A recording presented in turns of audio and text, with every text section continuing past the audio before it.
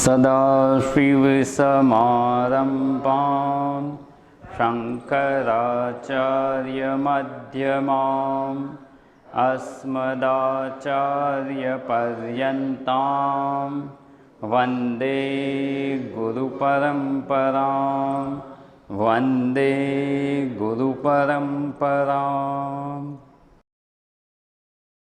જે મંગલાચરણનો શ્લોક છે એ સાથે ગાઈશું આપણે.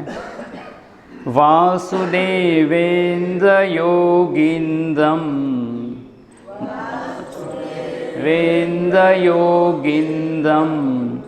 નત્વા જ્ઞાનપ્રદમ ગુરુમ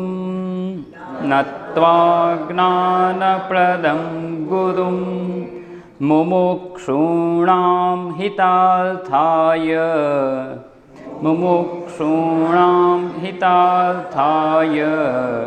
તત્વબોધો વિધીયતે.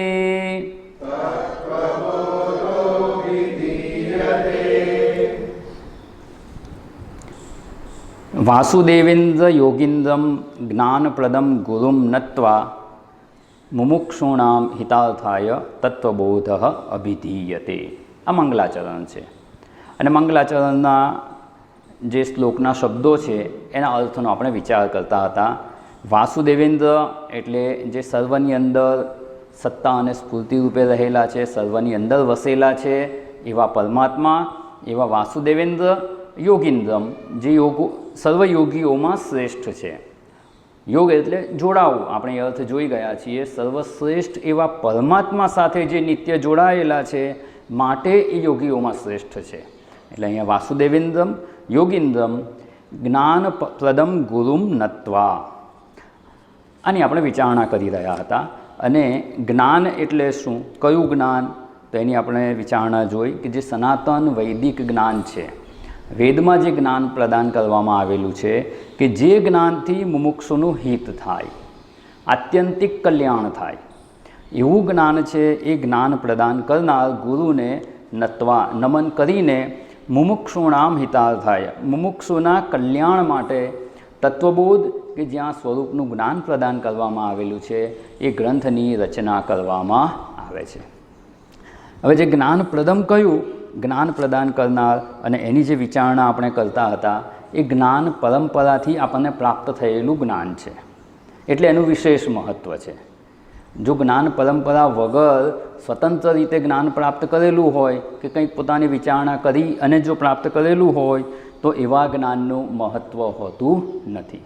કારણ કે જેને પરંપરાથી જ્ઞાન પ્રાપ્ત કરેલું છે એ પરંપરાથી પ્રાપ્ત કરેલા જ્ઞાનમાં વેદનો નિચોડ છે, વેદનો સાર છે.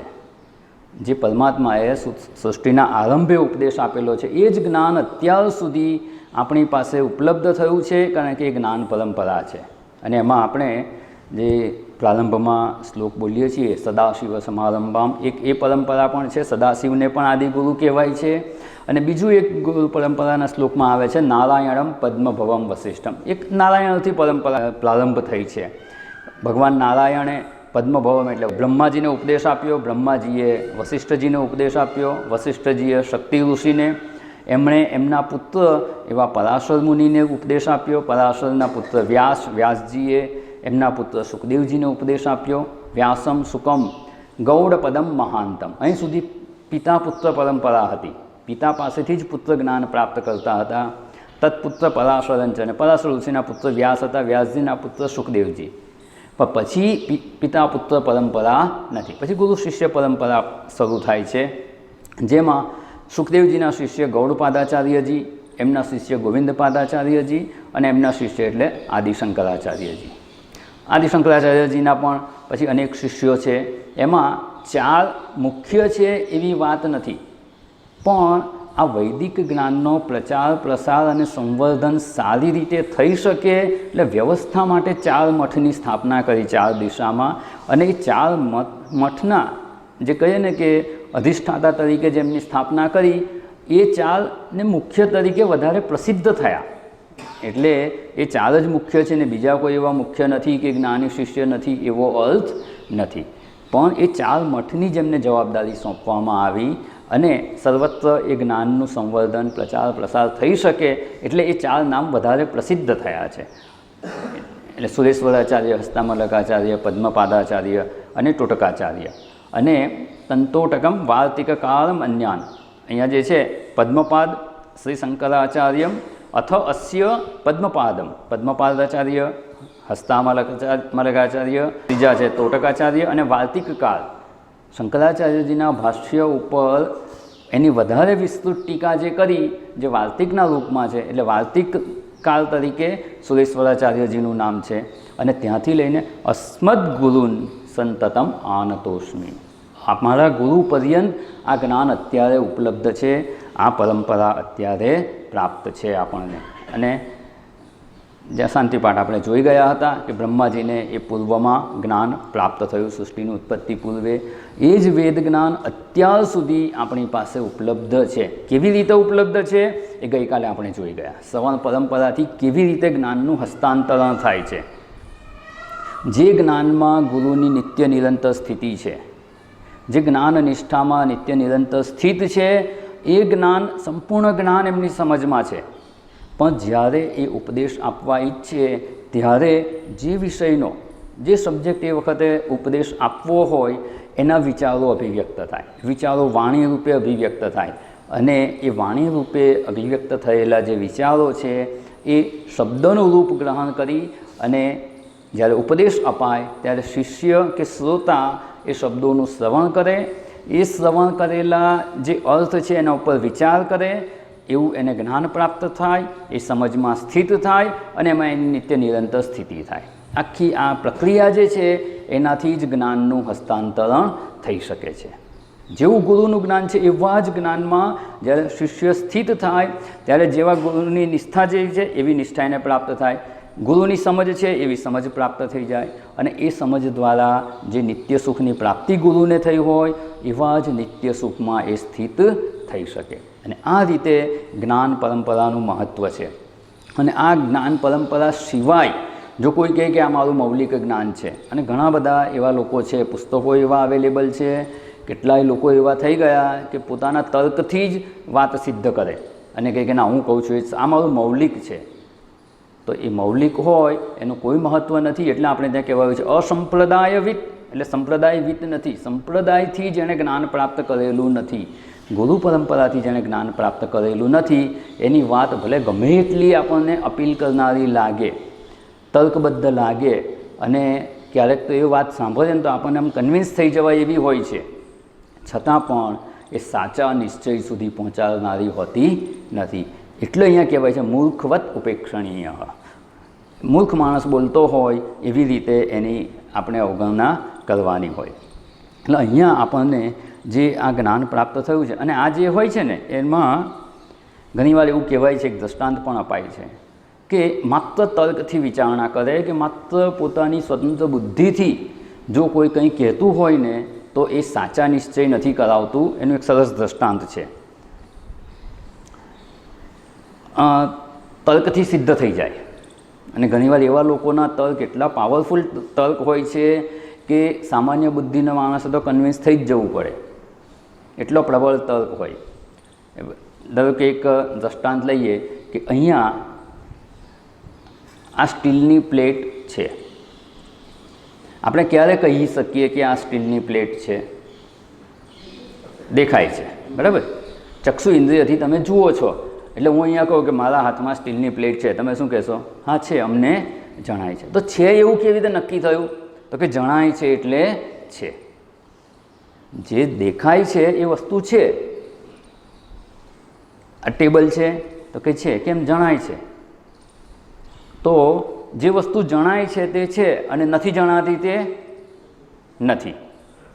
અહીંયા હાથી છે, કેવી રીતે ખબર પડી? કયા જ્ઞાનથી તમે કીધું નથી? તો કે નથી જણાતો. હોય તો જણાવવું જોઈએ. હાથી નથી જણાતો એટલે હાથી નથી. સંસ્કૃતમાં એક સરસ એના માટે કહેવાય છે, હસ્તે હસ્તી નાસ્તી. હસ્તે સપ્તમી વિભક્તિ, હસ્તે એટલે હાથમાં, હસ્તી એટલે હાથી, અને ન અસ્તિ એટલે નાસ્તી. હાથમાં હાથી નથી, હસ્તે હસ્તી નાસ્તી. કેવી રીતે તમે આ કન્ક્લુઝન પર પહોંચ્યા? કે ભાઈ હાથમાં હાથી નથી જણાતું એટલે અમે કહીએ છીએ કે નથી. એટલે સિદ્ધ થાય છે કે જે વસ્તુ જણાય છે તે છે, નથી જણાતી તે નથી. હવે આ તર્ક થઈ ગયો આપણો, વ્યાપ્તિ થઈ ગઈ. જે હોય, જે જણાય તે હોય, જે નથી જણાતું તે નથી. હવે આ તર્કને આગળ વધારીએ, આટલું સિદ્ધ કરે, આટલું તો સમજાઈ જાય. પછી જે પોતાને મૌલિક વિચારણા કરતા હોય કે કુતર્ક કરતા હોય એ લોકો એવું કહે, દરેક પોતપોતાનું માથું જુઓ. દેખાય છે તમને તમારું માથું? એનાથી સિદ્ધ શું થાય છે? મને મારું માથું દેખાતું નથી એટલે મારે માથું. આ તર્ક છે ને ગમે તેવા ખોટા નિશ્ચય પર પહોંચાડી દે. જો એકલો તર્ક લઈએ તો આપણે તર્કનો સ્વીકાર કરીએ છીએ, તર્કપૂર્વક વિચારણા કરીએ છીએ, પણ તર્કનો ઉપયોગ ક્યાં કરીએ છીએ? પહેલાં શાસ્ત્ર પાસેથી સત્ય જાણી લેતું. નથી સમજાતું તો સત્યને સિદ્ધ કરવા માટે ઉપયોગી હોય ને એટલા જ તર્કનો ઉપયોગ કરવાનો, એટલા જ તર્કનો સહારો લેવાનો. ખોટા ખોટા નિશ્ચય પર લઈ જાય, શાસ્ત્રથી સંબદ્ધ ના હોય, શાસ્ત્ર સંમત ના હોય. સાધન પંચકમાં સરસ કહેવામાં છે, શ્રુતિમત જ તર્કોનુસંધીયતા. શ્રુતિમત, શ્રુતિનો સિદ્ધાંત છે એને અનુસાર તર્ક હોય ને એના પર જ વિચાર કરવાનો. જે તર્ક શ્રુતિ સંમત ના હોય. હવે આ શ્રુતિ સંમત નથી એટલે વ્યવહાર સંમત પણ નથી. મારે માથું નથી એવું કહી શકાય નહીં, પણ તર્કથી સિદ્ધ થઈ જાય છે. મને માથું દેખાતું નથી, જો મને મારું માથું દેખાતું, જગત આખું જણાય છે, તો શું મારે માથું નથી? તો જો એવો નિશ્ચય પર પહોંચે ને તો એ તર્ક સ્વીકાર્ય નથી. એટલે કોઈ પણ મૌલિક વિચાર આપણા શાસ્ત્રમાં સ્વીકાર્ય નથી. અને એટલે જ કહેવાય છે, જે કંઈ કહીએ છીએ ને આપણા શાસ્ત્રોમાં કહેવાયેલું જ છે. વ્યાસજીએ એ લખી જ નાખેલું છે, વ્યાસોચ્છિષ્ટમ જગત સર્વમ. જગતમાં જે કંઈ જ્ઞાન છે ને વ્યાસજીએ એનું ક્યાંક ને ક્યાંક તો નિરૂપણ કરી જ દીધું છે. 4 વેદનું સંકલન કર્યું, 18 પુરાણની રચના કરી, 18 ઉપપુરાણની રચના કરી, એટલાય શાસ્ત્રોની રચના કરી નાખીને એમાં બધું કહેવાય જ ગયું છે. એટલે કશું મૌલિક તો આપણું હોઈ જ ના શકે. એટલા સંપ્રદાયનું મહત્ત્વ છે. અને આ શ્રવણ પરંપરાથી જે જ્ઞાન સચવાયેલું છે ને એ આપણા સુધી તો ઉપલબ્ધ છે જ, એનું વહન થઈ જ રહ્યું છે. આપણે પણ એનું આગળ નિર્વહન કરવાનું છે. અને એટલે જ કહેવાય છે સ્વાધ્યાય પ્રવચનાભ્યામ ન પ્રમદિતવ્યમ. સ્વાધ્યાય પ્રવચનમાં પ્રમાદ નહીં કરવાનો. ગમે તે પરિસ્થિતિ હોય ને શરીર સ્વાસ્થ્ય સારું હોય કે ના હોય, કોઈક ને કોઈક પ્રકારે સ્વાધ્યાય થતો રહેવો જોઈએ. કાં સ્વાધ્યાય થાય કે પ્રવચન થાય, પોતાનું અધ્યયન થાય કે અધ્યાપન થાય, પણ કંઈક થવું જોઈએ. અને જે દિવસે કોઈ પણ પ્રકારનું સ્વાધ્યાય કે પ્રવચન અધ્યયન ના થાય, અધ્યયન અધ્યાપન ના થાય, એ દિવસને આપણા શાસ્ત્રમાં વાંજ્યો દિવસ કહેવાય છે. એ દિવસને કોઈ ફળશ્રુતિ જ નથી. ભલે એ દિવસે ધન કમાવાનો પ્રયત્ન કરી લીધો, બીજો કોઈ પણ પ્રયત્ન કરીએ, પણ અધ્યાત્મ જીવનમાં કોઈ પ્રકારે આપણી પ્રગતિ થઈ કહેવાય ને. એટલે એ દિવસ જીવ્યા કે ન જીવ્યા સમાન છે. એટલે જેટલા દિવસ શાસ્ત્રનું અધ્યયન ન થાય એ દિવસને ગણતરીમાં લેવાય જ નહીં. કેમ? કારણ કે આપણે આ જે જ્ઞાન પરંપરા ચાલી રહી છે એનું આપણે આગળ નિર્વહન કરવાનું છે. અને એટલે અહીંયા આપણે આ વિચારણા કરતા હતા કે સનાતન જ્ઞાન જે છે વેદનું એ શ્રવણ પરંપરા કે શ્રુતિ પરંપરાથી સચવાયેલું છે. અને છેલ્લે જે આપણે વિચાર જોયો હતો કે વિજ્ઞાન જે કહે છે કે અમુક 1000 વર્ષ પહેલાં વેદની રચના થઈ, તો એ એમનું ઓબ્ઝર્વેશન સાચું છે. કારણ કે એમની પાસે જે કંઈ પુસ્તક કે હસ્તપ્રત ઉપલબ્ધ છે એના પરથી એ નક્કી કરે છે કે આટલા વર્ષ પહેલાં એ લખાયું કે છપાયું હશે. ત્યાં સુધીનું એ સાયન્સનું ઓબ્ઝર્વેશન સાચું છે. પણ જે નિષ્કર્ષ પર પહોંચે છે કે એ વખતે વેદ રચાયા, એ નિષ્કર્ષ ખોટો છે. કારણ કે એ પહેલાં પણ હસ્તપ્રતો લખાતી હતી. આ તો છેલ્લી નકલ જે એમના હાથમાં હતી, તે પહેલાં ઝેરોક્સ નહોતી એટલે નકલો થતી હતી. તો પહેલી હસ્તપ્રત ક્યારે લખાય? તો કે તો બહુ પહેલાં લખાઈ ગઈ હશે. તો કે હસ્તપ્રત લખાય ત્યારે રચના થઈ? તો કે ના, હસ્તપ્રત લખાય એ પહેલાં પણ શ્રવણ પરંપરાથી આ જ્ઞાન તો ચાલુ જ હતું. અને સૃષ્ટિના આરંભથી જ ચાલુ છે. એટલે જ સદાશિવ સમારંભમ અથવા નારાયણમ પદ્મભવમ બંને પરંપરાનું વર્ણન છે. એટલે અહીંયા આ જે શ્રવણ પરંપરાથી પહેલાં જ્ઞાન હસ્તાંતરણ થતું હતું, પછી ઘણા સમય પછી એ હસ્તપ્રત રૂપે લિપિબદ્ધ થયું કે લખાયું, પછી એની જે છેલ્લી નકલ ઉપલબ્ધ હશે એના પરથી આપણે આ કહીએ છીએ. એટલે નિશ્ચય શું થયો હવે કે જે આ વિજ્ઞાન કહે છે એ સત્ય નથી. અમુક અંશે સત્ય છે કે ચાલો જે એમને ઉપલબ્ધ છે એની એ રચના ઘડે, એના પૂર્વે પણ આ જ્ઞાન તો હતું જ. અને એ વાતને સમજવા માટે આપણે એક સરસ દૃષ્ટાંત લઈ લઈએ કે જેથી આ વાત એકદમ સ્પષ્ટ થઈ જાય. દૃષ્ટાંત વગર છે ને વાત સ્પષ્ટ થતી નથી. સિદ્ધાંત સમજાઈ ગયો પણ જે મનમાં દૃઢ થઈ જવું જોઈએ ને એના માટે આપણે એક સરસ દૃષ્ટાંત લઈએ કે આ વેદ જ્ઞાન જે શ્રવણ પરંપરા દ્વારા સચવાયેલું છે એ સનાતન છે. સનાતન એટલે પહેલાં પણ હતું એવું ને એવું જ અત્યારે પણ છે ને એવું જ રહેશે. કોઈ એમાં સુધારો વધારો કરી શકે એવી સંભાવના નથી કે કોઈને અધિકાર પણ નથી. હવે ધારો કે આ રસોઈનું દૃષ્ટાંત લઈએ. ખીચડી બનાવવાની હોય. આજકાલ બહેનોને ખીચડી બનાવતા આવડે કે નહીં? લગભગ બધાને આવડે. સૌથી સહેલી ખીચડી બનાવતા આવડે. હવે એ ખીચડી બનાવતા આવડે છે તો ક્યાંથી શીખ્યા તમે? કયા પુસ્તકમાંથી ખીચડી બનાવતા શીખ્યા? તો કે ના, પુસ્તકમાંથી નથી શીખ્યા. એ બેન હશે કે મેં મારી મમ્મી પાસેથી શીખી. મને મારી મમ્મી પાસેથી શીખવા મળ્યું. મારી મમ્મીએ મને ખીચડી બનાવતા શીખવ્યું. તો એની મમ્મીને કોણે શીખવ્યું? એની મમ્મીએ. એટલે આ પરંપરા છે, પુસ્તકમાંથી નથી શીખ્યા. કેવી રીતે શીખ્યા છે? જો સમજવા માટે કહેવું હોય ને તો મા દીકરી પરંપરાથી રસોઈ કલાનું જ્ઞાન છે. પરંપરા જ થઈ ને. સૌથી પહેલું કોણ શીખ્યું હશે? અરે એ તો કંઈ ખબર નથી કેટલી પરંપરાથી આ ચાલતું આવે છે. રસોઈ પરંપરાનું મા એની દીકરીને શીખવે, દીકરી એની દીકરીને શીખવે. એમ કરતાં કરતાં આ જ્ઞાનનું હસ્તાંતરણ થઈ રહ્યું છે. જ્ઞાન તો છે જ ખીચડી બનાવવાનું, અને જ્ઞાન ના હોય તો ખીચડી બનાવવા જાય અને કંઈકનું કંઈક બની જાય. પછી ખીચડી ના બને, બીજું કંઈક બની જાય. એટલે આ ખીચડી બનાવતા કેવી રીતે શીખ્યા? તો કે મા દીકરી પરંપરાથી આ જ્ઞાનનું હસ્તાંતરણ થતું આવે છે. હવે આજકાલ જોઈએ છે કે ઘણાને રાંધતા આવડતું નથી, અને એક્સક્યુઝ શું આપે છે? ભણવાનું બહુ હોય છે ને એટલે નથી આવડતું. ભણી લીધા પછી નોકરી કરવાની હોય એટલે નથી આવડતું. પોતાને શીખવું નથી કે રાંધવું નથી એના માટેના બધા બહાના છે. અને નથી આવડતું ત્યાં સુધી તો બરાબર, નથી આવડતું એનું ગૌરવ લે કે અમને તો રાંધતા આવડે જ નહીં, અમે તો રસોઈયો જ રાખેલો છે. તો રાંધતા નથી આવડતું એનું ગર્વ લે છે એ વધારે ખોટી વાત છે. પણ આપણે જે વિચારણા કરી રહ્યા છીએ એમાં કે આ ધારો કે રાંધતા આજકાલ ઘણી બધી બહેનોને છોકરીઓ જે ભણતી હોય રાંધવાનું શીખતા જ નથી. હવે આ જોઈ અને એકાદ બેનને વિચાર આવ્યો કે આમને આમ ચાલશે તો હજુ થોડા વર્ષો પછી તો કોઈને રાંધવાનું આવડશે જ નહીં. એટલે એને શું કર્યું? પુસ્તક લખવાનું ચાલુ કર્યું. જે વાનગીઓ હતી એ બધું કેવી રીતે બનાવવાનું એનું પરંપરાગત રીતે જે બનાવતા હતા એનું નિરૂપણ કરી દીધું. એને પુસ્તક લખ્યું, નાની નાની પુસ્તિકાઓ બધી પ્રસિદ્ધ કરી. એમાં ખીચડી બનાવવાની રીત, આજકાલ રેસીપીની બધી બુક્સ આવે છે, યુટ્યુબ પર ઘણા બધા વિડીયો આવે છે. ના આવડતો તો યુટ્યુબ પર જઈને બનાવી લેવાનું કે ચોપડીમાં વાંચીને બનાવે. હવે અડધું બનાવ્યા પછી મસાલો કરતાં કરતાં પાનું ફરી ગયું ને કંઈ બીજી રેસીપી આવી ગઈ તો એવી ગડબડ થવાની શક્યતા. પણ એ બેને વિચાર્યું કે ચાલો ભવિષ્યમાં આપણી દીકરીઓને ઉપયોગી થાય એટલે આવી રેસીપીની બુક લખી. એમાં લખ્યું ખીચડી બનાવવાની રીત, અને એને છપાવી. 2021નું વર્ષ ચાલે છે. 2021માં એ પુસ્તિકા છપાઈ ગઈ. હવે 2021માં છપાયું પુસ્તક ખીચડી બનાવવાની રીત અથવા ખીચડી બનાવતા શીખો, એ પુસ્તક લખ્યું. પછી ધારો કે અમુક વર્ષો વીતી ગયા, અત્યારની આપણી પેઢીમાંથી કોઈ હાજર ના હોય એવું વિચાર કર્યો. 2101 કેટલા વર્ષ બાકી છે? 80 વર્ષ લગભગ આપણામાંથી કોઈ નહીં હોય. એ સમયનો વિચાર કરીએ.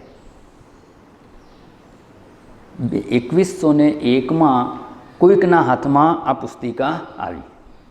બહુ જૂનું પુસ્તક ક્યાંક પડેલું હતું, લાઇબ્રેરીમાં રૂમમાં પડેલું હતું, અને મારી આમાંથી કહેલું ને જોયું ખીચડી બનાવવાની રીત. પછી તપાસ કરાવી કે આ ક્યારનું છપાયેલું છે પુસ્તક. આજકાલ તો લખીએ છીએ, નહીં તો આ પેલું કાર્બન ડેટિંગ કરી એવી રીતે તપાસ કરી, અથવા એમાં લખેલું હોય ક્યારનું છપાયેલું પુસ્તક છે. તો કે 2025માં છપાયેલું છે. હવે એ વાત તો સાચી કે પુસ્તક 2025માં છપાયું છે, ખીચડી બનાવતા શીખો. હવે આટલે સુધીની વાત સાચી, જે વિજ્ઞાન કહે છે ને કે આટલા વર્ષો જૂના વેદ છે, એ પુસ્તક જોયું ને, પુસ્તક પરથી કીધું કે પુસ્તક કે હસ્તપ્રત આટલી જૂની છે. બસ એ જ વિચારણા અહીંયા થશે કે આ પુસ્તક એટલે ખીચડી બનાવતા શીખો એ પુસ્તિકા 2025માં લખાઈ છે કે છપાઈ છે. એટલે નિશ્ચય શું કરશે? આ નિશ્ચય કરે છે એ ખોટો છે. 2025માં ગુજરાતી લોકોને કે ભારતમાં લોકોને ખીચડી બનાવતા આવડતું હતું. ખીચડી બનાવતા એ લોકો ક્યારે શીખ્યા? 2025માં. 2101માં વિચાર કરે છે કે 2025માં ખીચડી બનાવતા શીખી લીધું આ લોકોએ. એટલે ગુજરાતી લોકોને ખીચડી બનાવતા ક્યારે આવડ્યું? 2025માં. તો હમણાં તો આપણે જોયું કે 2021માં લખાવ્યું તો કે 2021માં પહેલી આવૃત્તિ હતી, પછી બીજી આવૃત્તિ છપાઈ અને ત્રીજી આવૃત્તિ છપાઈ, નકલ થઈ ને.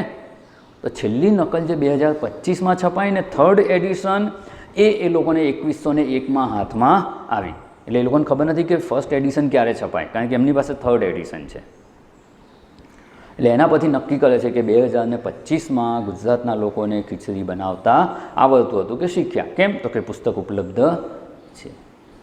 હવે આ વાત જેટલી મૂર્ખામી ભરી છે ને, એવી જ વાત આ વેદો આટલા હજાર વર્ષ જૂના છે એવું જે વિજ્ઞાનનું કન્ક્લુઝન છે ને, એ પણ એટલી જ મૂર્ખામી ભરેલી વાત છે. ખીચડી બનાવતા આપણે 2025માં નથી શીખ્યા, તો 2025માં થર્ડ એડિશન છપાય એ તારીખ છે. એની પહેલાં 2021માં પહેલી એડિશન તો લખાઈ ગઈ હતી, અને એ પહેલાં પણ ખીચડી બનાવતા આવડતું હતું. કેવી રીતે? તો કે મા દીકરી પરંપરાથી રસોઈનું જ્ઞાન હતું. એ જ્ઞાન સચવાયેલું જ હતું. આપણને ખબર નથી કે એ દીકરીના મધરને આવડતું હતું, એની મધરને કોને ક્યાંથી શરૂ થયું ખબર નથી, ચાલી આવી છે પરંપરા. બસ એ જ રીતે આપણા શાસ્ત્રો પણ કહે છે કે આ શ્રવણ પરંપરાથી જ્ઞાન હસ્તાંતરિત થઈ રહેલું છે. પછી બહુ સમય પછી એ લિપિબદ્ધ થયું, અને ત્યાર પછીની કઈ એડિશન કઈ નકલ અત્યારે આપણે ટેસ્ટિંગ કરીએ છીએ અને એનો સમયગાળો નક્કી કરીએ છીએ, એના પરથી કંઈ વેદો એ વખતે રચાયા એવા નિશ્ચય પર આવી શકાય તેમ નથી. આ વેદનું જ્ઞાન છે એ શાશ્વત અને સનાતન જ છે. આ દ્રષ્ટાંત યાદ રહેશે ને તો પણ આપણને સ્પષ્ટ થઈ જશે. એટલે આપણે અહીંયા એ જોયું, અને બધા પરંપરાથી જ્ઞાન, માત્ર રસોઈનું નહીં. સુથાર હોય, સુથારના છોકરાને એને પોતાને કેવી રીતે મિસ્ત્રી કામ આવડ્યું? બાપા કરતા હતા. એમને કેવી રીતે આવડ્યું? એમના બાપા કરતા હતા. દરજીનો દીકરો સીવતા શીખે, સરખું ચાલતા શીખે ને એટલે તરત સીવતા શીખી જાય. કેવી રીતે શીખી જાય? તો કે આવડતું હતું જ, ઘરમાં પરંપરામાં હતું જ. થોડોક પ્રયત્ન કરે એટલે એને આવડી જાય. એને પરંપરાથી જેવી રીતે પ્રાપ્ત થાય છે. ખેડૂતનો દીકરો હોય તો ખેતી કરવા કંઈ બહુ શીખવું ના પડે, એને કંઈ કોલેજ કરવી ના પડે. એના પિતા ખેડૂત હોય, ખેતરે જતા હોય, એની સાથે સાથે જાય કામ કરતાં કરતાં જ શીખી જાય. બસ એવી જ રીતે એને શીખવામાં બહુ વાર ના લાગે. એવી રીતે જો જ્ઞાની સદગુરુ પ્રાપ્ત હોય અને એની પાસે જ્ઞાનનું અધ્યયન કરે ને તો એ જ્ઞાની થઈ જ જાય. આ પ્રયત્ન જ ના કરે તો વાત જુદી છે. બાકી આ જ્ઞાન જ એવું છે. આ જ્ઞાન પ્રાપ્ત કર્યા પછી બીજું કંઈ કરવાનું જ નથી. આ એવું જ્ઞાન છે. એટલે કે કયું જ્ઞાન? તત્વજ્ઞાન એટલે શું? કેવું જ્ઞાન પ્રદાન કરે છે કે જેનાથી મુમુક્ષુનું હિત થાય? તો કે આ એવું જ્ઞાન છે કે જે પ્રાપ્ત કરી લીધા પછી બીજું કોઈ જ્ઞાનેય પ્રાપ્ત નથી કરવાનું અને બીજું કોઈ કર્મય નથી કરવાનું. બીજા કોઈ પણ વિષયનું જ્ઞાન પ્રાપ્ત કરીએ ને પછી કર્મ કરવું પડે. ખીચડી બનાવવાનું જ્ઞાન પ્રાપ્ત કરી લીધું પછી બનાવવાનો પ્રયત્ન કરવો પડે. કોઈ સિવિલ એન્જિનિયર થઈ ગયો, એન્જિનિયરિંગ ભણી લીધું, જ્ઞાન થઈ ગયું, શું મકાન બની જશે? ના. મકાન બનાવવાનો અવસર ઉપલબ્ધ થાય અને પ્રયત્ન કરે ત્યારે એ જ્ઞાનનું ફળ મળે છે. ત્યારે આ જ્ઞાનમાં મેં જાણી લીધું કે હું શરીર, ઇન્દ્રિયો, મન, બુદ્ધિથી મુક્ત ચૈતન્ય સ્વરૂપ છું. હવે શું કરવાનું? છું જ, જાણવાનું જ છે. જાણવા માત્રથી મોક્ષરૂપી ફળ પ્રાપ્ત થાય છે. જ્ઞાનાત મુક્તિ એટલે કહેવામાં આવે છે. અને જે પહેલો શ્લોક આપણે સુભાષિત જોયું હતું, સુખમ મે સર્વદા ભૂયાત દુઃખમ મા ભૂત કદાચન, મને ક્યારેય દુઃખ ન થાય એવું નિત્ય સુખ જ્ઞાનાત એવ સિદ્ધ્યત, જ્ઞાનથી જ થઈ જાય. હું શરીર, ઇન્દ્રિયો, મનબુદ્ધિ નથી એવું સમજાઈ ગયું, હું ચૈતન્ય સ્વરૂપ છું સમજાયું એટલે ચૈતન્ય સ્વરૂપ થઈ જ ગયો છું જ, માત્ર જાણી લીધું. તો આ જે પરંપરાનું જ્ઞાન છે એ સચવાયેલું જ છે, અને પરંપરાથી સચવાયેલું છે ને એટલે એનો નાશ પણ થતો નથી, એટલે શાશ્વત પણ કહેવાય છે. સનાતન અને શાશ્વત એટલે જ કહેવાય છે, અનાદિ પણ છે અને શાશ્વત છે, કાયમ રહેવાવાળું છે. આ જ્ઞાનનો નાશ થઈ શકે તેમ નથી. જો કોઈ પુસ્તક રૂપે જ હોય, અન્ય ધર્મગ્રંથો, અન્ય સંપ્રદાયોમાં, અન્ય ધર્મોમાં એ પુસ્તક રૂપે ઉપલબ્ધ છે. પુસ્તકનો નાશ થઈ ગયો તો એ જ્ઞાન નાશ પામે. આપણું જ્ઞાન પુસ્તકસ્થ નથી. હા, બધાને બધું યાદ ના રહે એટલે પુસ્તકમાં સંગ્રહિત કરવામાં આવેલું છે, ગ્રથિત કરવામાં આવેલું છે, પણ પુસ્તકમાં છે એને તો અપરાવિદ્યા કહેવામાં આવે છે. એ જે જ્ઞાન કે સમજ છે એ તો શ્રુતિ કે શ્રવણ પરંપરાથી જ પ્રાપ્ત થયેલી છે. જો પુસ્તક રૂપે જ હોત, માત્ર શ્રવણ પરંપરાથી જો હસ્તાંતરણ ન થતું હોત ને તો એનો નાશ થઈ શકે. કેટલાય ધર્મગ્રંથો એવા છે બીજા ધર્મોના, એનો નાશ થઈ શકે. એક દૃષ્ટાંત રૂપે જો જોઈએ કે આ હનુમાન ચાલીસા આવડે છે બધાને? લગભગ બધાને આવડે, મોડે જ છે. ધારો કે વિધર્મી લોકો આવે અને હનુમાન ચાલીસાના જેટલા પણ પુસ્તકો હોય ને બધા પુસ્તકોનો નાશ કરી નાખે. થયું હતું નાલંદા વિદ્યાપીઠમાં, આખી લાઇબ્રેરી બાળી નાખી. પહેલાંના જમાનામાં એવું થયું જ છે. તો શું, ધારો કે હનુમાન ચાલીસાના બધા જ પુસ્તકોનો નાશ કરી નાખે, શું હનુમાન ચાલીસા નાશ પામશે? કેમ નાશ નહીં પામે?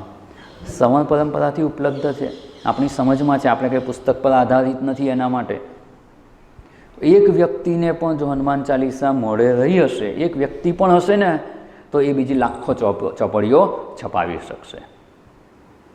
એટલે પુસ્તક નાશ પામવાથી કંઈ જ્ઞાન નાશ પામતું નથી. એવી જ રીતે આપણું આ જ્ઞાન પણ સનાતન જ્ઞાન છે, નિત્ય રહેવાવાળું છે, અને એ જ્ઞાન આપણને જ્ઞાની ગુરુ કે સદગુરુ પ્રદાન કરી શકે તેમ છે. એટલે જ્ઞાન પ્રદમ ગુરુ શું કહેવામાં આવ્યું છે? જ્ઞાન પ્રદમ ગુરુ, જ્ઞાન પ્રદાન કરી શકે એમ છે. માત્ર જ્ઞાની છે એવું નહીં, જ્ઞાન પ્રદાન કરવાનું જેનામાં સામર્થ્ય પણ છે. એને જેની પાસે ધન હોય એ શું આપી શકે? એ ધન આપી શકે. જેની પાસે પુસ્તક હોય એ પુસ્તક આપી શકે. જેની પાસે જે હોય તે આપે. ગુરુ પાસે શું છે? તો કે જ્ઞાન છે. એ જ્ઞાનમાં પોતે નિષ્ઠ છે. એટલે એ જ્ઞાની ગુરુ પાસે જઈ અને જ્ઞાન પ્રાપ્ત કરવાની પ્રાર્થના કરવાની.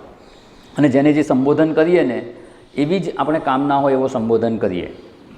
એવું કહેવાય ને કે કોઈ વ્યક્તિને કહે તું તો બહુ સારું ડ્રાઇવિંગ કરે છે, બહુ સારો ડ્રાઈવર છે, એનો અર્થ શું? અપેક્ષા શું છે? કે મારે ભરૂચ જવું છે, તારી ગાડીમાં. એ જો જવાની ઈચ્છા, એ અપેક્ષા હોય તો એને ડ્રાઈવર તરીકે સંબોધન કરીએ. તને તો કોમ્પ્યુટર બહુ સરસ આવડે છે. જ્યારે કોઈ આપણને એવું કહે એટલે સમજી જવાનું કે આપણી પાસે કંઈ કોમ્પ્યુટરનું કામ કરાવવું હશે. એવી રીતે જ્યારે ગુરુને જ્ઞાનપ્રદમ વિશેષણ આપવામાં આવે કે જ્ઞાન પ્રદાન કરનારા કહેવામાં આવે, ત્યારે આપણી અપેક્ષા શું છે? કે મારે એ જ્ઞાન પ્રાપ્તિની ઈચ્છા છે, મને એ જ્ઞાન પ્રદાન કરો કે જેનાથી મુક્તિની પ્રાપ્તિ થાય. એટલે અહીંયા જે કહેવામાં આવે છે જ્ઞાન પ્રદમ ગુરુમ નત્વા, એને નમન કરીને આ જ્ઞાન પ્રદાનની જે વિચારણા છે કે સંપ્રદાય પરંપરાની વિચારણા છે, જો સંપ્રદાય સારી રીતે આ જ્ઞાનનું હસ્તાંતરણ થાય છે, એ જે પરંપરા છે એને જ સંપ્રદાય પરંપરા કહેવામાં આવે છે. એની આપણે વિસ્તારપૂર્વક વિચારણા જોઈ લીધી. અને હવે એને નત્વા, નમન કરીને, એના પ્રત્યે આદરભાવ અભિવ્યક્ત કરીને શું કરવાનું? આદરભાવ અભિવ્યક્ત શેના માટે કરવાનો? તો કે ભાઈ એમના અનુગ્રહ વગર આપણે જે લક્ષ્યની પ્રાપ્તિ કરવી છે કે જે સુખની પ્રાપ્તિ કરવી છે એ સંભવ નથી. એમનું માર્ગદર્શન આવશ્યક છે. અને જ્યારે એનું માર્ગદર્શન આવશ્યક હોય ત્યારે એમને આપણું મન બુદ્ધિ સમર્પણ કરવું પણ એટલું જ જરૂરી છે. સમર્પણ કરવું અર્થાત શું? કે મન પણ એમની આજ્ઞા અનુસાર વર્તે, બુદ્ધિ પણ એમના ઉપદેશ અનુસાર જ વિચાર કરે. તો એની શું આવશ્યકતા છે? આપણે આપણી રીતે વિચારણા કરતા રહીએ તો કે ના, એટલા માટે આવશ્યકતા છે કે જે માર્ગે આપણે પ્રયાણ કરવાનું છે. અત્યારે અજ્ઞાન અવસ્થામાં આપણે છીએ. અજ્ઞાન અવસ્થા એટલે અજ્ઞાન જ એને કહેવાય કે હું શરીર ઇન્દ્રિય મન બુદ્ધિ છું, એને અજ્ઞાન કહેવાય છે. જ્ઞાન એટલે શું? તો કે હું આત્મ સ્વરૂપ છું. તો હું આત્મ સ્વરૂપ છું એ ન જાણવું અને અજ્ઞાન એટલે કંઈ ન જાણવું એવો અર્થ નથી. અજ્ઞાન એક સામાન્ય સમજ આપણે કેળવી લેવાની આવશ્યકતા છે. અજ્ઞાન એટલે શું? મને આ વિષયનું અજ્ઞાન છે, એટલે કંઈ નથી જાણતા. વ્યવહારમાં એવી રીતે શબ્દ વપરાય છે કે મને આ વિષયનું અજ્ઞાન છે, પણ જ્યારે અધ્યાત્મમાં કહેવામાં આવે ને કે અજ્ઞાન છે, એટલે જેવું હોવું જોઈએ તેવું જ્ઞાન નથી. અજ્ઞાન કોને કહેવાય છે? જેવું હોવું જોઈએ તેવું જ્ઞાન નથી. હોવું જોઈએ કે હું સત ચિત આનંદ સ્વરૂપ કે આત્મ સ્વરૂપ છું, એવું જ્ઞાન નથી. તો શું છે? એ નથી એટલે જ હું શરીર ઇન્દ્રિયો મન બુદ્ધિ છું એવું જ્ઞાન થાય છે. વિશેષ સ્પષ્ટતા કરવી હોય તો એવું કહી શકાય એ વિપરીત જ્ઞાન છે. પણ અહીંયા પણ જે અજ્ઞાન અવસ્થા છે અત્યારની આપણી, અર્થાત કે હું પોતાને ક્યારેક શરીર માનું છું, ક્યારેક ઇન્દ્રિયો માનું છું, ક્યારેક મન રૂપે માનું છું, ક્યારેક બુદ્ધિ રૂપે માનું છું, એ જે અજ્ઞાન અવસ્થાથી આપણે પ્રારંભ કરી રહ્યા છીએ, અત્યારની આપણી સ્થિતિ આ છે, ત્યાંથી આપણે યાત્રા કરવાની છે. અધ્યાત્મ પથ પર યાત્રા કરી અને હું આત્મ સ્વરૂપ છું એ સ્થિતિમાં સ્થિત થવાનું છે. એ આપણું ગંતવ્ય છે, એ આપણું લક્ષ્ય છે. તો એ લક્ષ્યની પ્રાપ્તિ છે તો કંઈક તો યાત્રા છે. જો આપણા માટે કંઈક ધ્યેય છે તો કંઈક સાધના છે, કંઈક લક્ષ્ય છે તો એની પ્રાપ્તિ માટેની યાત્રા છે. અને આ આપણી અધ્યાત્મ યાત્રા છે. તો અધ્યાત્મ યાત્રા આપણે કરવાની છે. અજ્ઞાન અવસ્થાથી આરંભ કરી અને જ્ઞાનમાં સ્થિતિ પર્યંતની યાત્રા કરવાની. એ પંથ શું આપણે જાણીએ છીએ ખરા? એ વસ્તુ ત્યારે જ, કોઈ પણ વસ્તુ આપણે જાણીએ છીએ એવું ક્યારે કહેવાય? ત્યાં ગયા હોય, જોઈ લીધી હોય તો વસ્તુ. કોઈકને કહીએ કે તમે નારાયણ આશ્રમ જોયો છે, જાણો છો? જે ગયા ના હોય એ શું કહેશે? નથી જોયો. કોઈ જે જઈ આવ્યા હોય એ શું કહેશે? હું જાણું છું નારાયણ આશ્રમ ક્યાં છે, મેં જોયો છે. તો ત્યાં પહોંચી ગયા હોય એ જ કહી શકે કે હું જાણું છું. હવે જાણતા નથી અને ત્યાં જવું છે. નારાયણ આશ્રમનું જ દ્રષ્ટાંત લઈએ કે નારાયણ આશ્રમ જવું છે. હવે રસ્તો ખબર નથી, ક્યાંથી કેવી રીતે જવાય, કંઈ સવારે નીકળીને સાંજે પહોંચાય એવું નથી. તો ક્યાં રોકાવાનું, ક્યાં રોકાવાની સારી વ્યવસ્થા હોય છે, ત્યાં જઈશું ત્યારે શું જરૂર પડશે, ત્યાંનું વાતાવરણ જુદું છે. તો આ બધું આપણને ખબર નથી અને એમને નીકળી પડીએ તો? જો રસ્તોય ખબર ના હોય ને અને કોઈનું માર્ગદર્શન ના લઈએ તો નારાયણ આશ્રમને બદલે ક્યાં ને ક્યાં પહોંચી જઈએ. ખબર જ નથી કયો રસ્તો તો શું કરીએ આપણે? જે ત્યાં જઈ આવેલા છે, જેને ત્યાંની માહિતી છે, એને આપણે પૂછી લેવું પડે, એનું માર્ગદર્શન લેવું પડે. એ પંથના જે જાણકાર છે એનું માર્ગદર્શન લઈ અને એ કહે એ પ્રમાણે પ્રયત્ન કરવો પડે. એને કહ્યું હોય કે અહીંથી દિલ્હી જવાનું, પછી અહીંયા જવાનું, પછી અહીંયા જવાનું, અહીંયા તમારે રાત રોકાઈ શકો છો, અહીં સુધી તમારી બસ જશે, પછી આટલું ચાલીને જવાનું છે. જે કંઈ માર્ગદર્શન આપે ત્યાં તમારે આ વસ્તુની જરૂર પડશે, રસ્તામાં આટલી વસ્તુ જોઈશે, જે કહે એને આપણે શ્રદ્ધા અને વિશ્વાસપૂર્વક સ્વીકારી લઈએ છીએ, એ પ્રમાણે તૈયારી કરીએ છીએ, એ પ્રમાણે પ્રયત્ન કરી અને આપણે ત્યાં પહોંચતા હોઈએ છીએ. તો અધ્યાત્મ યાત્રામાં પણ એ જ્ઞાનની સ્થિતિ જે આપણે પ્રાપ્ત કરવી છે, કે જ્ઞાન નિષ્ઠા પ્રાપ્ત કરવી છે, એ અત્યારે આપણને પ્રાપ્ત નથી. નિત્ય નિરંતર હું આત્મ સ્વરૂપ છું એમાં આપણી સ્થિતિ નથી. અને જો એવું નથી તો એ સ્થિતિ પ્રાપ્ત કરવી છે તો કોનું માર્ગદર્શન લેવાનું? જેણે એ સ્થિતિ પ્રાપ્ત કરી લીધી છે તેનું. એટલે જ્ઞાન પ્રદમ ગુરુમ અને નત્વા, એમનું માર્ગદર્શન લેવું છે. અને જે કહે એ સત્ય જ છે એવી રીતે સ્વીકારી અને એ પ્રમાણે આપણા મન બુદ્ધિને એ માર્ગે વાળવાના છે. આ કોઈ ફિઝિકલ યાત્રા તો નથી, ભૌતિક રીતે તો પ્રવાસ કરવાનો નથી. મનની જ યાત્રા છે. તો મન બુદ્ધિને આપણે એ માર્ગે સારી રીતે અનુસરણ કરી શકે એવા પરિપક્વ બનાવવા માટે, કે એવો નિશ્ચય દ્રઢ, એના માટે અહીંયા નત્વાનો અર્થ જ એ છે કે નમન કરીને, પ્રણામ કરીને, એમના પ્રત્યે આદર ભાવ રાખીને શ્રદ્ધાપૂર્વક એમને શરણે જવાનું અને એ જે કંઈ માર્ગદર્શન આપે એ માર્ગદર્શન પ્રમાણે આપણે પ્રયત્ન કરવાની તૈયારી રાખવાની. તો જ એને કહેવાય કે નમન કર્યું. એ જ સાચું નમન છે. ખાલી નમન કરીએ, શરીર નમી જાય, પણ મન બુદ્ધિ તો આપણે જે વિચારતા હોઈએ એ જ વિચારતા રહીએ. ભલે એને શાસ્ત્રનું શ્રવણ કરીએ, પણ મનમાં તો એમ જ હોય કે આ બધું તો ઠીક છે, સુખ તો જગતમાં જ મળશે. જગતમાં ક્યાંય સુખની અપેક્ષા હોય તો એનો અર્થ સિદ્ધ થઈ ગયો કે આપણે શાસ્ત્રની વિચારણાને સ્થાન જ નથી આપ્યું. શાસ્ત્ર કહે છે જગત અસુખમ અનિત્યમ છે અને આપણે જગતમાં સુખ શોધીએ એનો અર્થ કે શાસ્ત્રને આપણે માનતા જ નથી. શાસ્ત્રને કે ગુરુના ઉપદેશને જો ન માનતા હોઈએ તો આપણી યાત્રા સફળ થઈ શકે તેમ નથી. એટલે આપણી યાત્રામાં સફળતાપૂર્વક આપણા લક્ષ્યની પ્રાપ્તિ થઈ જાય એવું જો ઈચ્છતા હોઈએ તો ગુરુ જે કંઈ માર્ગદર્શન આપે, શાસ્ત્રના ઉપદેશ દ્વારા જે કંઈ માર્ગદર્શન આપે એ પ્રમાણે મનબુદ્ધિને વાળવાનો પ્રયત્ન કરવો કે મનબુદ્ધિને એ પ્રમાણે પ્રવૃત્ત કરાવવી, એના માટેની જે તૈયારી છે એને કહેવામાં આવે છે નત્વા, નમન કરવું. નમન એટલે હવે આપ જેમ કહેશો એ પ્રમાણે હું વિચારણા કરવા તૈયાર છું. મનબુદ્ધિનું નમન છે.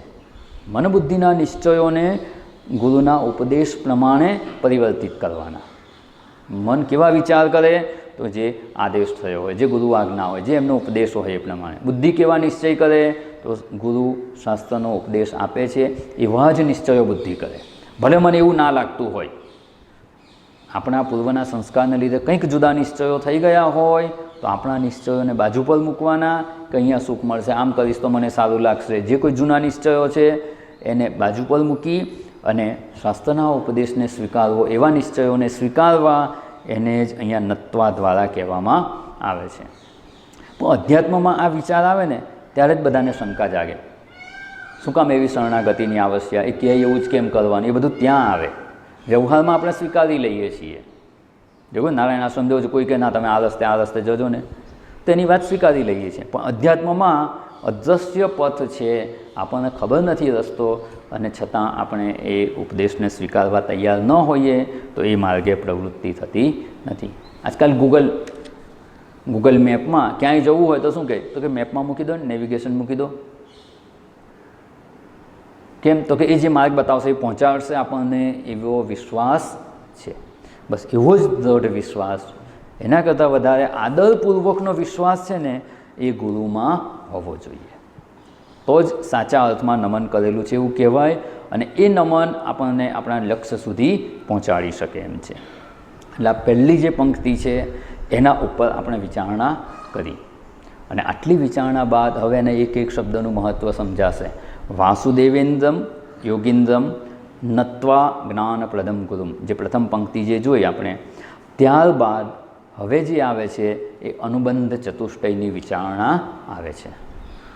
તો છે એક જ શ્લોક મંગલાચરણનો, પણ એટલી બધી વાત શંકરાચાર્યજી એમાં જણાવી દીધી છે કે જે આપણને આ ગ્રંથના અધ્યયનમાં ઉપયોગી થઈ શકે તેમ છે.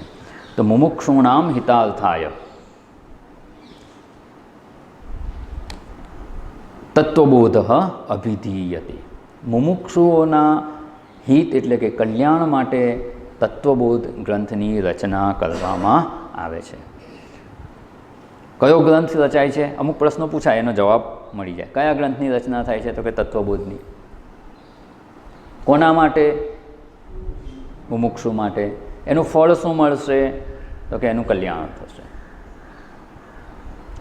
જો આપણે મુમુક્ષુ હોઈએ, આપણા માટે નથી કહ્યું, કોના માટે કહ્યું છે? તો મુમુક્ષુના કલ્યાણ માટે છે. આપણે શું કામ ભણવાનું? થોડી વિચારણા કરીને નક્કી કરીશું કે આપણે મુમુક્ષુ છીએ કે નહીં, એ વિચારણા કરવાની છે.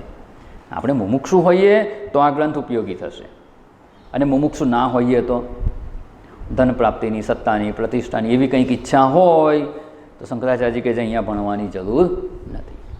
એના માટે બીજે પ્રયત્ન કરો, એના માટે આખું જગત છે ત્યાં પ્રયત્ન કરો, એ મળશે. જો મુક્તિની ઈચ્છા છે, એ મુમુક્ષુ પણ ખૂબ સુંદર શબ્દ છે, આપણે એક એક શબ્દની આમાં પણ વિચારણા કરવાની છે. મુમુક્ષુ એનું હિત એટલે શું, અને તત્વબોધ અભિધીયતે, તત્વબોધ ગ્રંથની રચના કરવાની છે.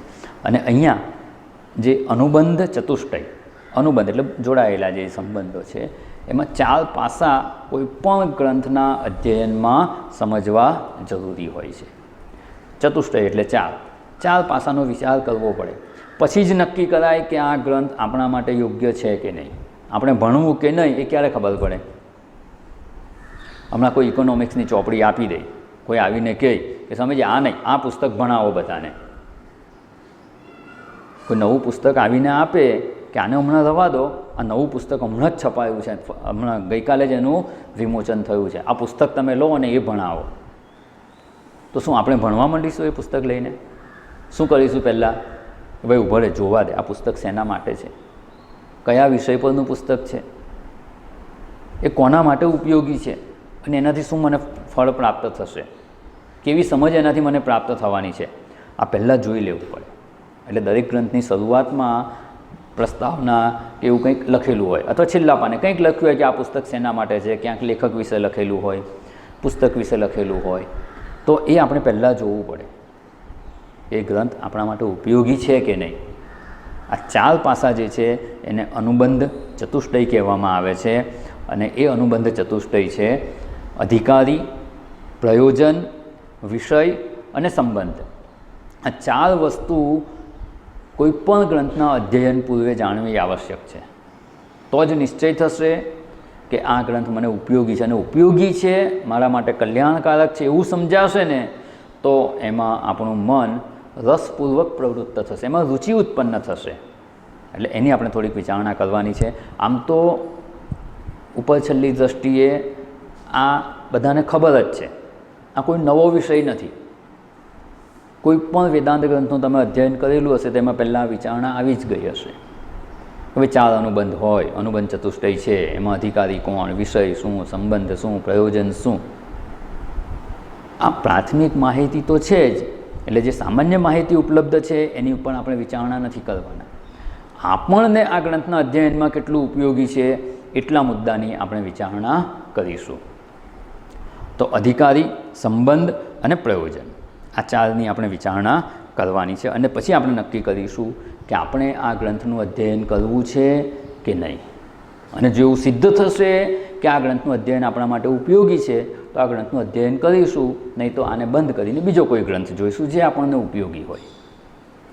એટલે નિશ્ચય કરવા માટે આપણે અહીંયા વિચારણા કરવાની છે. પહેલું અધિકારી કે અધિકારી કોણ છે. પહેલો અનુબંધ, અનુબંધમાંનો પહેલું અધિકારી કોણ છે. હવે અધિકારી એટલે શું પહેલાં એ સમજવાનું. સામાન્ય રીતે આપણે વ્યવહારમાં અધિકારી એટલે ઓફિસર, કે આ ઓફિસમાં અધિકારી કોણ છે તો ઓફિસર, એ અર્થમાં પ્રચલિત છે. વાસ્તવમાં અધિકારી શબ્દનો જે કહીએ ને સ્પષ્ટ અર્થ કેવો હોય તો એવું કહી શકાય કે એમ કહીએ શબ્દ વપરાય છે અધિકાર, મારો અધિકાર છે, મારો આ અધિકાર છે કે આમાં આનો અધિકાર છે. એના દ્વારા અર્થ શું નિષ્પન્ન થાય છે તો અધિકાર એટલે અધિકારીત્વમ ફલ સંબંધિત્વમ એવું કહેવાય છે. અને બીજું આમ સમજ હોય તો અધિકાર એટલે એલિજિબિલિટી. પેલું કહે ને આટલો તો અધિકાર હોવો જ જોઈએ. હવે દ્રષ્ટાંત લઈએ ને એટલે આ જ શબ્દ સ્પષ્ટ થઈ જશે. બીએસસી કોલેજમાં એડમિશન લેવા જવું છે, કોણ જઈ શકે? 12 સાયન્સ પાસ કરેલું હોય તો. કોઈ 8મું પાસ જઈને કહે કે મારે બીએસસીમાં એડમિશન લેવું છે તો યુ આર નોટ એલિજિબલ. કહેવાય જ ને, યુ આર નોટ એલિજિબલ. તમે બીએસસીમાં એડમિશન ના લઈ શકો. 8મું પાસ છે તો 9મા ધોરણમાં જઈ શકો. બીએસસીમાં એડમિશન લેવું હોય, સાયન્સ ગ્રેજ્યુએટ થવું હોય તો તમારે 12મું ધોરણ સાયન્સ વિષય વિજ્ઞાન પ્રવાહ સાથે પાસ કરેલું હોવું જોઈએ તો જઈ શકો. હા, પછી ગયા પછી ત્યાં જઈને ખબર પડે કે અહીંયા તો 500 સીટ છે ને આવનારા 5000 છે તો પછી કે જે પહેલાં 500 છે એ એડમિશન એને મળે. એ પછીની વાત છે કે કેટલા પર્સન્ટેજ છે, પણ મિનિમમ પાસ તો હોવા જ જોઈએ. 12મું ધોરણ વિજ્ઞાન પ્રવાહ સાથે સારા માર્ક્સે પાસ હોય તો બીએસસીમાં જવા માટે અધિકારી બને છે. આ અધિકારી શબ્દનો અર્થ અહીંયા સમજવાનો છે. ઓફિસર તરીકે અર્થ નથી અહીંયા કે કોઈ હોદ્દો, એ અર્થ નથી. અહીંયા અધિકારી એટલે સામર્થ્ય કેટલું છે, એની લાયકાત કેટલી છે કે એલિજિબિલિટી કેટલી છે, મિનિમમ એલિજિબલ ક્વોલિફિકેશન જે કહેવાય એને અહીંયા અધિકાર કહેવામાં આવે છે. તો અહીંયા આ અધિકારી કોણ છે કે જે આ ગ્રંથનું અધ્યયન કરી અને મોક્ષની પ્રાપ્તિ કરી શકે, એનું હિત થાય. તો એ અધિકારી કોણ છે તો કે મુમુક્ષુ. મુમુક્ષુણામ હિતાર્થાય, મુમુક્ષુના કલ્યાણ માટે કરે છે. આ ગ્રંથની રચના શેના માટે થાય છે તો કે મુમુક્ષુના કલ્યાણ માટે થાય છે. એટલે એનાથી સ્પષ્ટ થઈ ગયું શંકરાચાર્યજીએ 4 અનુબંધ કહ્યા છે. સીધે સીધા એક અધિકારી, આ 2 પ્રયોજન 3, વિષય 4, સંબંધ, એવી રીતે 4 શબ્દો છૂટા પાડીને એની સામે લખી દીધું હોય એવી રીતે નથી લખ્યું. આપણે એમાંથી એ અર્થ તારવવાનો છે. તો કે અધિકારી કોણ છે? કોના માટે રચો છો? આના માટે અધિકારી કોણ? તો કે મુમુક્ષુ માટે. મુમુક્ષુણામ હિતાર્થાય. ધનાર્થી હિતાર્થાય એવું કહ્યું છે? ના. કામાર્થી હિતાર્થાય, ધર્માર્થી હિતાર્થાય? ના.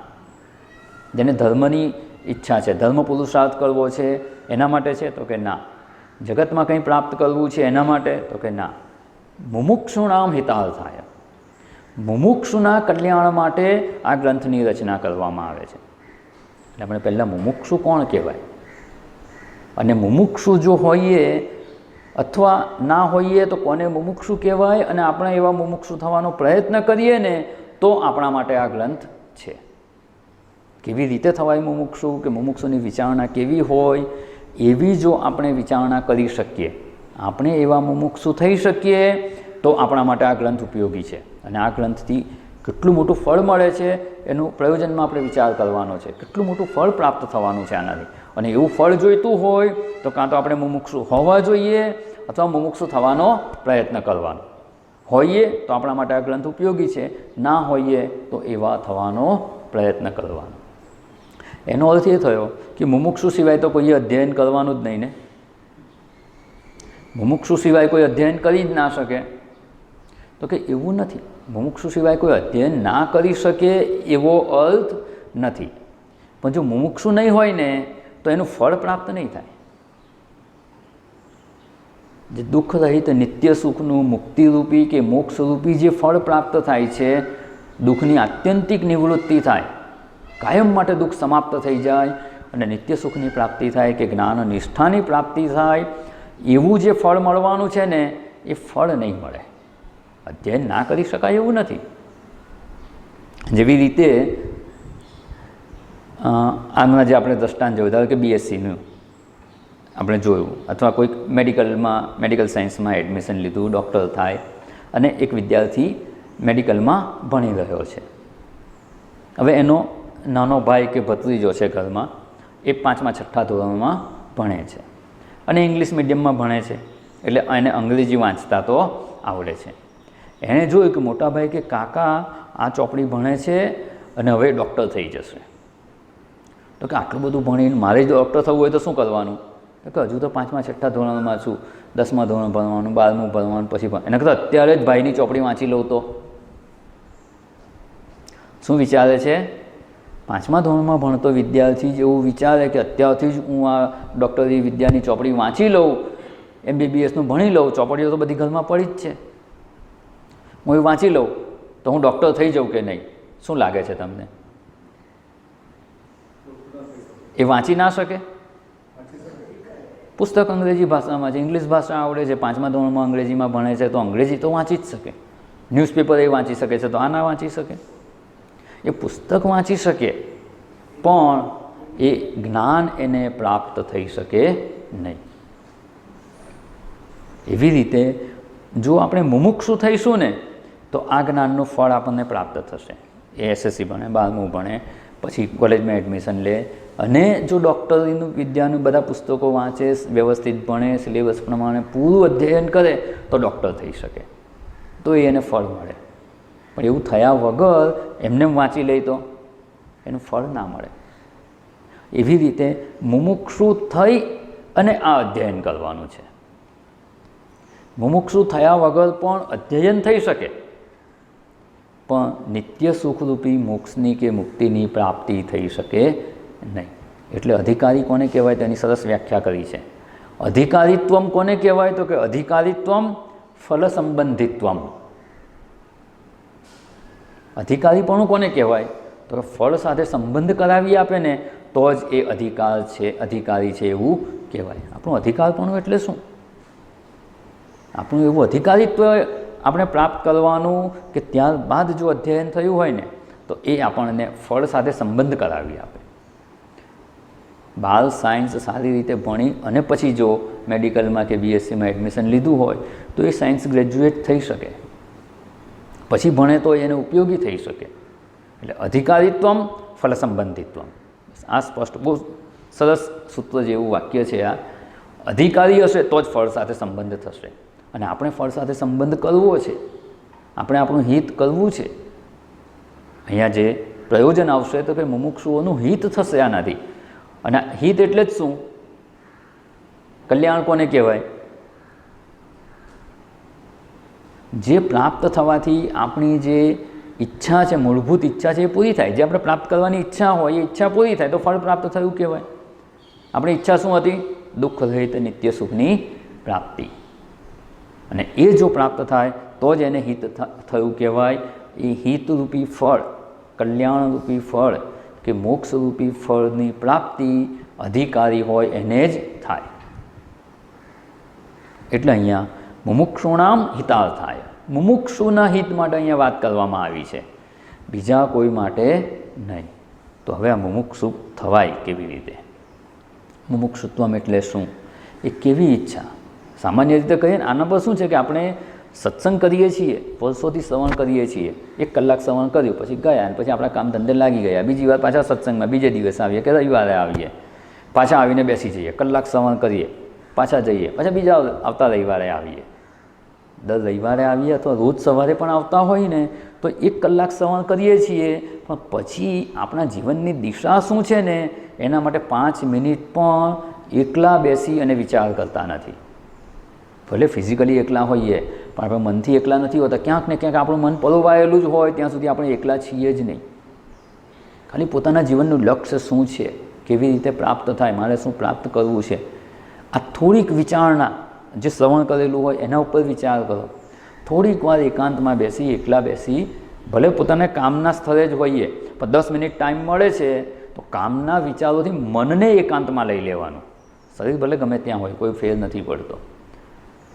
મનને બીજા વિચારોથી છૂટું પાડી અને પોતાના લક્ષ્ય માટે કે જે કંઈ શ્રવણ કરેલું છે એમાં પરોવવાનો પ્રયત્ન કરીએ ને ત્યારે સમજાય કે ખરેખર આપણે મુમુક્ષુ છીએ. આપણે વાસ્તવમાં જોઈએ છે શું? ખરેખર મોક્ષની ઈચ્છા છે ખરી? તો કે આ મોક્ષની ઈચ્છા તો છે, પણ સાથે સાથે બીજી બધી ઈચ્છાઓ પણ છે. અને જ્યાં સુધી બીજી ઈચ્છાઓ પણ સાથે હશે ને તો એ મોક્ષની ઈચ્છા આપણને આવું ફળ પ્રદાન કરી શકે નહીં. એટલે આ બધા શબ્દો આપણે શ્રવણ કરેલા જ છે. 4 પ્રકારના અનુબંધ ચતુષ્ટય આપણે જોયા: અધિકારી, વિષય, સંબંધ, પ્રયોજન. પછી અધિકારી કોણ? તો કે સાધન ચતુષ્ટય સંપન્ન હોય તે. વિવેક, વૈરાગ્ય, શ્રમ, દમ, ઉપરતિ, તિતિક્ષા, શ્રદ્ધા, સમાધાન, આ ષટ સંપત્તિ, મુમુક્ષુત્વમ. આ બધું શબ્દો તો આપણને ખબર છે, ઉપર છેલ્લી માહિતી ખબર છે, પણ એના વિશેષ અર્થ પણ આપણે વિચાર જ નથી કરતો. આપણી રીતે વિચાર નથી કરતા. સત્સંગમાં વક્તા બોલે એ વક્તાનું જ્ઞાન છે. જ્યાં સુધી એને આપણે વિચારણામાં નહીં લાવીએ ને ત્યાં સુધી એ આપણું થતું નથી. આપણું કરવા માટે એ આપણી વિચારણામાં એ સ્થાન પામવું જોઈએ.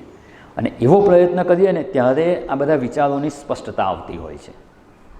એ તો વિચારોમાં સ્પષ્ટતા નથી આવતી. આ સાંભળી લીધું જ, ફરી પાછું એનું એ કોઈ બોલે તો કે હા તો મને ખબર હતી. એકલા વિચાર કરો ત્યારે યાદ આવે છે?